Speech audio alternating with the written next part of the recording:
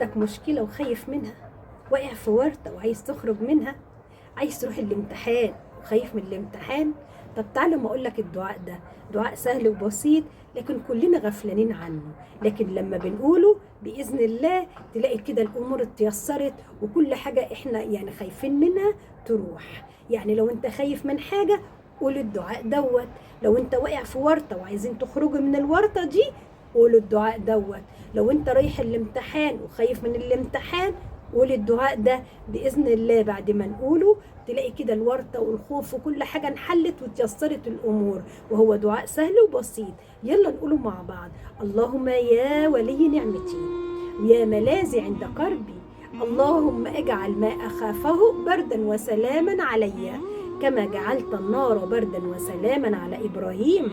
اللهم امين امين امين. وما ننساش نصلي على الرسول، اللهم صل على سيدنا محمد وعلى ال سيدنا محمد وعلى اصحاب سيدنا محمد. باذن الله تعالى بعد ما نقول الدعاء ونصلي على الرسول، لو انت خايف من حاجه او في ورطه او اي حاجه تتحل على طول قولوا امين.